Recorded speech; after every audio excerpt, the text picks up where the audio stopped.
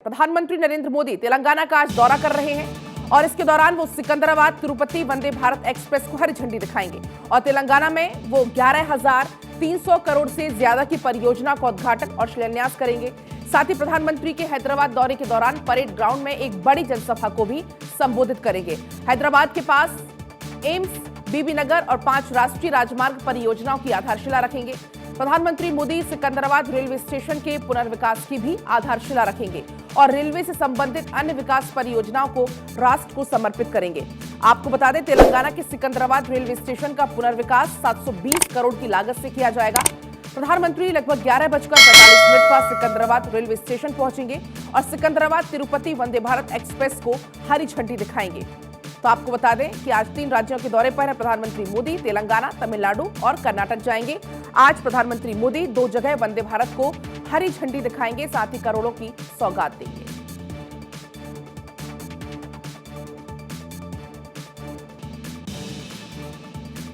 राष्ट्रपति द्रौपदी मुर्मू आज नया इतिहास रचेंगी। राष्ट्रपति द्रौपदी मुर्मू आज भारतीय वायुसेना के लड़ाकू पायलट की भूमिका में दिखाई देंगी। राष्ट्रपति द्रौपदी मुर्मू असम के तेजपुर एयरफोर्स स्टेशन से वायुसेना के सुखोई 30 MKI विमान में उड़ान भरेंगी। इसी के साथ वे उन चुनिंदा भारतीय राजनेताओं में शामिल हो जाएंगी जिन्होंने लड़ाकू विमान से उड़ान भरी है। द्रौपदी मुर्मू लड़ाकू विमान में उड़ान भरने वाली देश की तीसरी राष्ट्रपति बनेंगी। सबसे पहले मिसाइल मैन के नाम से मशहूर डॉक्टर APJ अब्दुल कलाम ने ये कारनामा किया था। कलाम ने 8 जून 2006 को भारतीय वायुसेना की सुखोई 30 MKI में उड़ान भरी थी। इस दौरान वो आसमान में 30 मिनट तक उड़ान भरते रहे। कलाम के बाद देश की पहली महिला राष्ट्रपति प्रतिभा पाटिल ने भी ये कारनामा कर दिखाया था। पाटिल ने 74 साल की उम्र में पुणे के लोहागढ़ एयरबेस से 25 नवंबर 2009 को भारतीय वायुसेना के फाइटर जेट में उड़ान भरी थी। वे ऐसा करने वाली पहली भारतीय महिला राजनेता बनी थी और अब आज द्रौपदी मुर्मू तेजपुर एयरफोर्स स्टेशन से उड़ान भरेंगी।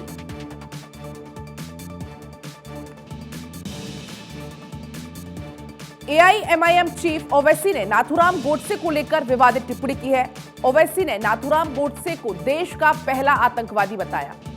हैदराबाद में एक कार्यक्रम को संबोधित करते हुए कहा कि हमारे शहर में हैदराबाद में लोग नाथूराम गोडसे की फोटो लेकर नाच रहे हैं और पुलिस खामोश बैठी है। ओवैसी ने आगे कहा कि यही पुलिस अगर कुछ लोग ओसामा बिन लादेन की फोटो लेकर घूम रहे होते तो उनके घर तोड़ देती। ओवैसी ने कहा, मुझे समझ नहीं आया कि भारत के सबसे पहले आतंकी का नाम नाथूराम गोडसे है जिसने गांधी को गोली मारी। उसकी फोटो लेकर लोग नाच रहे हैं। कौन है ये लोग जो गोडसे की फोटो लेकर नाच रहे हैं और पुलिस खामोश बैठी है। दरअसल रामनवमी को शोभा यात्रा के दौरान कुछ लोग नाथूराम गोडसे की तस्वीर लिए नजर आए थे। इस पर ओवैसी ने कहा था कि कोई हमारे शहर में खड़े होकर कहता है कि मैं भारत को हिंदू राष्ट्र बनाऊंगा। हद तो तब हो गई जब लोग हैदराबाद में नाथूराम गोडसे की फोटो लेकर आ गए।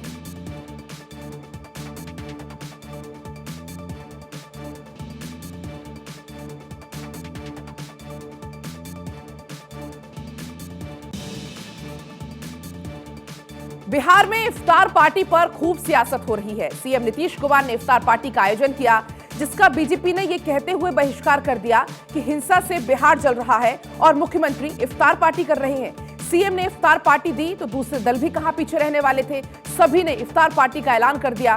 वहीं पूर्व मुख्यमंत्री राबड़ी देवी ने भी 13 अप्रैल को अपने आवास पर इफ्तार पार्टी रखी है।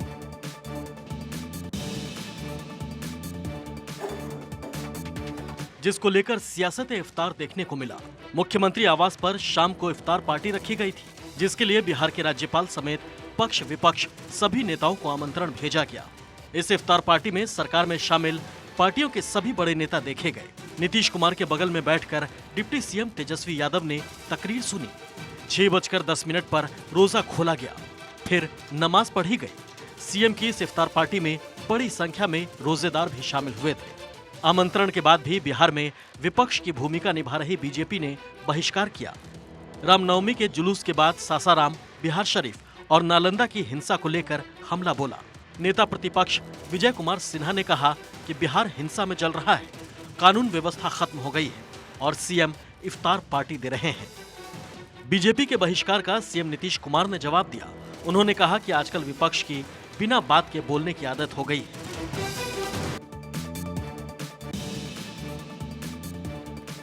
आंध्र प्रदेश के पूर्व मुख्यमंत्री एन किरण रेड्डी बीजेपी में शामिल हो गए हैं। संसदीय कार्य मंत्री प्रहलाद जोशी ने उन्हें बीजेपी की सदस्यता दिलाई।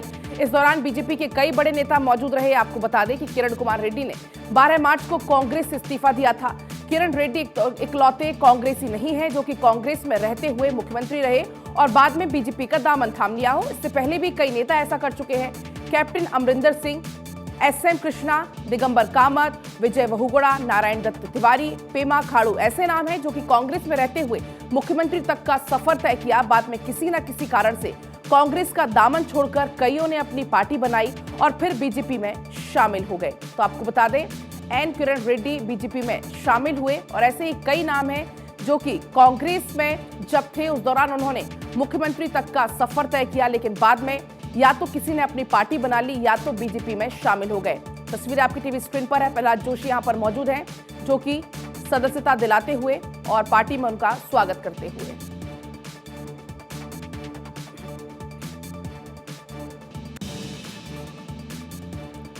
उत्तराखंड के जंगलों में अवैध मजारों को कब्जा करने का नया सिलसिला अभी थमा नहीं है।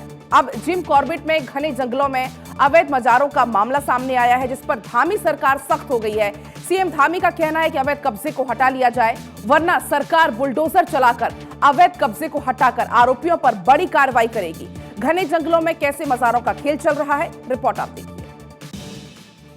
उत्तराखंड में एक चौंकाने वाला मामला सामने आया है। यहाँ जिम कॉर्बेट पार्क में कई मजारें बन गई हैं। हैरत की बात यह है कि मजारों के नीचे किसी की अस्थियां भी नहीं मिली, यानी मकसद सिर्फ कब्जा करने के खेल का है। हालांकि इसे लेकर अब सरकार सख्ती का मूड बना चुकी है। सीएम धामी ने कहा है कि देवभूमि में लैंड जिहाद को बर्दाश्त नहीं किया जाएगा। अतिक्रमण करने वालों को सीएम ने चेतावनी दी है और कहा है कि वन विभाग, सिंचाई विभाग या किसी भी सरकारी जमीन पर किसी ने कब्जा किया है तो वो उसे खाली कर दे। इन मजारों की सच्चाई जानने के लिए गूगल मैपिंग का सहारा भी लिया जाएगा ताकि इनके निर्माण का पूरा सच सामने आ सके। अगर आप उत्तराखंड में देखेंगे तो देहरादून, हरिद्वार, हल्द्वानी, अल्मोड़ा और रामनगर के कई इलाकों में अवैध मजारें नजर आती हैं। हालांकि सरकार की सख्ती पर मुस्लिम संगठनों से जुड़े लोग नाराजगी जता रहे हैं। अखिलेश यादव सोच रहे थे कि वो मायावती के दलित वोट बैंक में सेंधमारी करने में कामयाब हो जाएंगे, लेकिन उनके ख्यालों के गुब्बारे की हवा शाह और योगी की जोड़ी ने निकाल दी। यूपी के दलित बाहुल्य कौशाम्बी में पहुंचकर शाह सपा, कांग्रेस और बसपा पर खूब बरसे और करोड़ों की सौगात दी। साथ ही आजमगढ़ पहुंचकर कई परियोजनाओं की सौगात दी। यहां पर उनके निशाने पर राहुल गांधी रहे। शाह ने कहा कि मोदी को गाली देने वालों का हश्र बुरा ही होता है। रिपोर्ट देखिए। 2024 के महासमर से पहले बीजेपी यूपी में किलेबंदी करने में जुट चुकी है।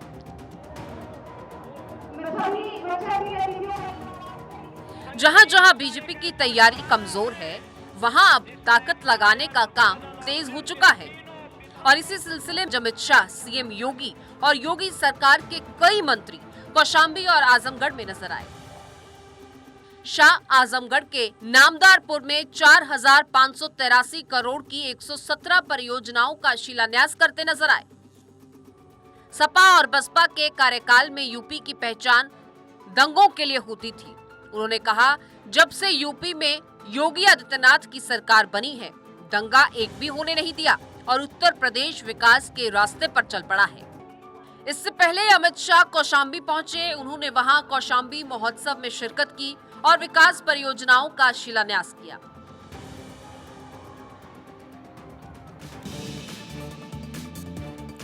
मध्य प्रदेश के रीवा में किसानों पर बारिश और ओलावृष्टि की डबल मार देखने को मिल रही है। बारिश की वजह से किसानों की फसल बर्बाद हो रही है और अब ऐसे में किसानों को आस सरकार से है कि उनके नुकसान को देखते हुए उन्हें मुआवजा देगी सरकार। रिपोर्ट आप देखिए।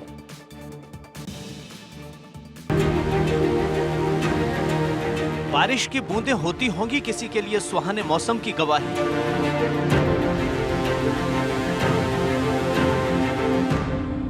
बदलता मौसम देता होगा किसी के दिल को सुकून।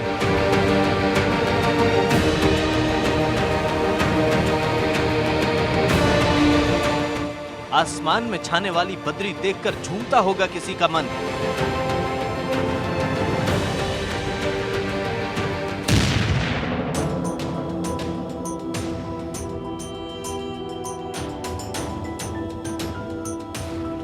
लेकिन यही बारिश जब अपनी सीमाओं को पार कर जाती है तो वो कर देती है बेचैन धरती के भाग्य विधाता को, वो कर देती है मायूस भूखे पेटों को भरने वालों को, वो ला देती है आंसू। बारिश के मौसम में अपनी बालकनी में बैठकर बारिश की बूंदों को गिनने की कोशिश तो आप भी करते होंगे, लेकिन यकीन मानिए जब बारिश की बूंदों की रफ्तार ओलों के साथ गिरती है ना, तो किसानों की छाती पर तीर की तरह चलती है। कर्नाटक विधानसभा चुनाव में मुस्लिम आरक्षण अहम मुद्दा बन गया है। कांग्रेस का दावा है कि सत्ता में आने के साथ वो बीजेपी सरकार के मुस्लिम आरक्षण विरोधी फैसले को रद्द कर देगी, जबकि बीजेपी के मुताबिक आरक्षण फैसले को पलटना तो दूर, कांग्रेस इसे छू तक नहीं पाएगी। कर्नाटक कांग्रेस के प्रमुख डीके शिव कुमार ने कहा कि अगर विधानसभा चुनाव में उनकी पार्टी सत्ता में आई तो वो बीजेपी सरकार के उस आदेश को पलट देंगे जिसके तहत मुस्लिमों का 4% कोटा खत्म कर दिया गया था। दरअसल कर्नाटक की बीजेपी सरकार ने मार्च में अल्पसंख्यकों के लिए 4% कोटे को खत्म कर 2 प्रमुख समुदायों के मौजूदा कोटे में जोड़ने का फैसला किया। डीके शिव कुमार के बयान पर मुख्यमंत्री बसवराज बोम्मई ने फौरन पलटवार किया। बोम्मई ने कहा कि कांग्रेस पार्टी आरक्षण बदलना तो दूर, इसे छू तक नहीं सकती है।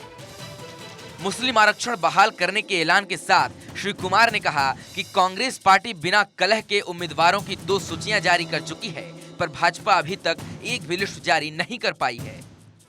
मुस्लिम आरक्षण पर बीजेपी कांग्रेस न केवल आमने सामने आ चुकी है, बल्कि इसे कर्नाटक विधानसभा चुनाव का बड़ा मुद्दा बना दिया। अब दोनों पार्टियां अपने अपने ऐलान पर जोर देकर इससे जुड़े वोट बैंक में गहरी पैठ बनाने में जुट चुकी है। Bureau report, Bharat 24। चुनावी साल में मध्य प्रदेश के सीएम शिवराज सिंह चौहान ने बड़ा दांव चल दिया है। दरअसल उन्होंने यहां पर 4 नए बोर्ड के गठन को मंजूरी दे दी है, जिसका आदेश भी जारी हो गया है। इस फैसले को शिवराज की सोशल इंजीनियरिंग से जोड़कर देखा जा रहा है। तो कांग्रेस का कहना है ये सब जनता को असली मुद्दों से गुमराह करने की कोशिश है। चुनाव के समय सरकार को बोर्ड गठन की याद आई। रिपोर्ट आप देखिए। चुनावी साल में मध्य प्रदेश में शिवराज सिंह चौहान ने सोशल इंजीनियरिंग का बड़ा दांव चल दिया है। शिवराज सरकार ने मध्य प्रदेश में 4 नए बोर्ड्स का गठन किया है। इसमें मध्य प्रदेश स्वर्ण कला बोर्ड, रजक कल्याण बोर्ड, विश्वकर्मा कल्याण बोर्ड और तेल घानी बोर्ड शामिल है। तकनीकी शिक्षा, कौशल विकास एवं रोजगार विभाग ने चारों बोर्ड्स के गठन के आदेश जारी कर दिए हैं। हर बोर्ड में अध्यक्ष और 4 सदस्य होंगे। इनकी नियुक्ति राज्य सरकार करेगी। सभी बोर्ड्स को राज्य शासन से तकनीकी शिक्षा, कौशल विकास एवं रोजगार विभाग के जरिए वित्तीय सहायता मिलेगी। प्रत्येक बोर्ड को विभाग के अधीन स्वतंत्र रूप से कार्य करने का अधिकार होगा और साथ ही नियम विनियम बनाने और आदेश जारी करने की शक्तियां होंगी। दरअसल सीएम शिवराज सिंह चौहान ने 23 मार्च को सोनी महापंचायत में स्वर्ण कला बोर्ड बनाने की घोषणा की थी। तो शिवराज सरकार 2023 के चुनाव में प्रदेश में वापसी करना चाहती है, तो वहीं विपक्षी दल कांग्रेस सरकार को घेरने की तैयारी में है। खालिस्तानी समर्थक अमृतपाल सिंह अब गिने चुने दिन उसके बचे हैं। अमृतपाल को लेकर पंजाब पुलिस एक्शन मोड में है। अमृतपाल को पकड़ने के लिए पंजाब पुलिस ने नई प्लानिंग की है और इस प्लानिंग के तहत अगले 14 अप्रैल तक पुलिस कर्मियों की छुट्टियों को रद्द कर दिया है। वारिस पंजाब दे का प्रमुख सरेंडर करे उससे पहले ही पुलिस उसे गिरफ्तार करना चाहती है। उधर अकाल तख्त के जत्थेदार ने अमृतपाल से सरेंडर करने की बात कही है।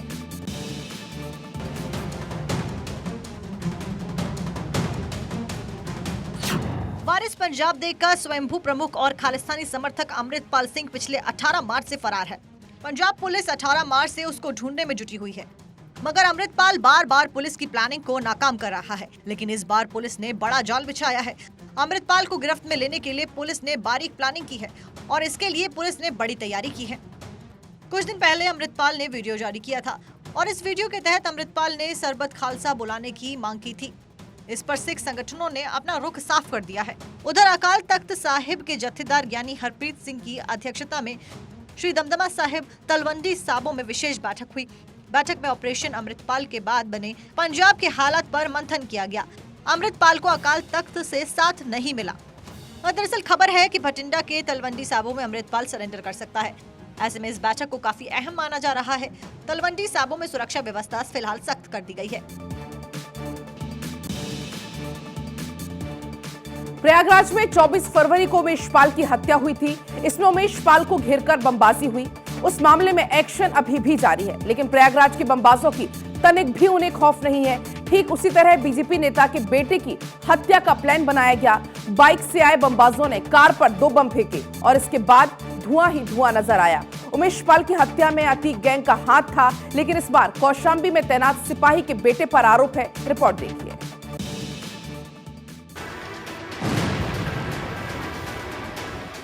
संगम नगरी प्रयागराज में बमबारी की एक और घटना सामने आई है। 42 दिन पहले उमेश पाल हत्याकांड हुआ था। उस समय प्रयागराज सहम उठा था। इस बार की बमबारी से प्रयागराज दहल उठा है। बमबाजों ने उसी तरह की बमबारी की है, बस जगह बदल गई थी, आरोपी बदल गए थे और निशाना बदल गया था। उमेश पाल की तरह इस बार भी मकसद सिर्फ जान लेना और दहशत फैलाना था।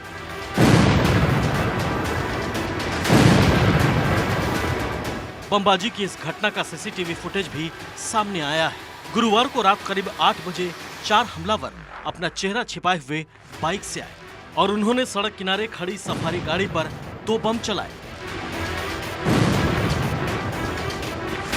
घटना के वक्त गाड़ी में बीजेपी के जिला मंत्री विजय लक्ष्मी चंदेल का बेटा विधान सिंह अपने दोस्त प्रांशु यादव के साथ बैठे थे। घटना झूसी इलाके में हुई। बमबाजी करके आरोपी वहां से भाग निकले। माफिया अतीक अहमद और उसके बेटे उमर पर कानूनी शिकंजा लगातार कसते जा रहा है। बाप और बेटे पर अपहरण और मारपीट के मामले में आरोप तय हो गए हैं। अब इंतजार सजा के ऐलान का है। साल 2018 में कारोबारी मोहित जायसवाल के मामले में पिता पुत्र दोनों पर आरोप तय किया गया। अतीक अहमद साबरमती जेल से वीडियो कॉन्फ्रेंसिंग के जरिए जुड़ा, जबकि उमर अहमद को लखनऊ जेल से सीबीआई स्पेशल कोर्ट ले जाया गया। अतीक अहमद, एक समय था जब प्रयागराज और उसके आसपास के इलाके में तूती बोलती थी। अतीक के बिना एक पत्ता भी नहीं हिलता था। वक्त बदला और माफिया अतीक की हालत बिगड़नी शुरू हो गई। माफियाओं की फहरिस्त में शामिल बाहुबलियों की मुश्किलें फिलहाल कम होती दिखाई नहीं दे रही। न केवल अतीक बल्कि उसके परिवार पर भी शिकंजा कसता जा रहा है। उमेश पाल अपहरण केस में उम्र कैद की सजा काट रहे अतीक के साथ उसके बेटे उमर पर कारोबारी मोहित जायसवाल कांड में आरोप तय कर दिया गया।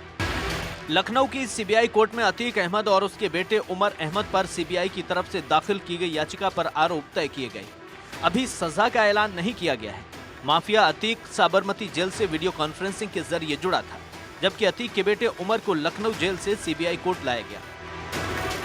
कभी क्राइम की बादशाह रही अतीक एंड फैमिली अब जब कोर्ट के चक्कर काट रही है तो अपने आप को पाक साफ बताने में जुटी है। अतीक एंड फैमिली के बुरे दिन शुरू हो गए हैं। उमेश पाल हत्याकांड के बाद से अतीक की पत्नी और उसका बेटा असद फरार चल रहा है। इनकी तलाश की जा रही है।